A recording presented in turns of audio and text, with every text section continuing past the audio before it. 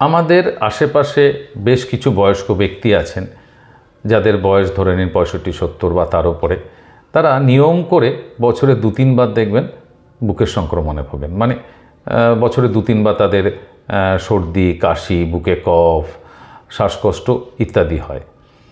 বেশিরভাগ ক্ষেত্রেই স্থানীয় ডাক্তারবাবুকে দেখিয়ে অ্যান্টিবায়োটিক, একটু কাশির ওষুধ, ইনহেলার নিলেই ব্যাপারটা সেরে যায়। কিন্তু ইনফেকশান যখন বেশি হয় বা যখন দেখা গেল যে তাদের ইনফেকশনটা নিউমোনিয়ার দিকে টার্ন নিচ্ছে, তাদের কিন্তু তখন হাসপাতালে ভর্তি করে হাই অ্যান্টিবায়োটিক চালাতে হচ্ছে, নেবুলাইজেশন দিতে হচ্ছে, অক্সিজেন দিতে হচ্ছে, ইত্যাদি ইত্যাদি করে তাদের সুস্থ করে তুলতে হচ্ছে।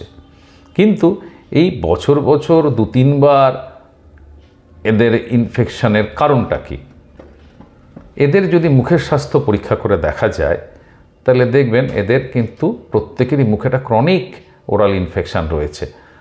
দেখা যায় হয়তো তাদের মাড়ির সমস্যা রয়েছে, দাঁত নড়ছে বা মাড়িতে পাথর জমে আছে, বা একটা ক্রনিক পেরিওডন্টাইটিস বা পাইরিয়া, অথবা বেশ কিছু দাঁতের গোড়া পড়ে রয়েছে বা বেশ কিছু ভাঙা দাঁত পড়ে রয়েছে যেগুলোর কোনো চিকিৎসা হয়নি।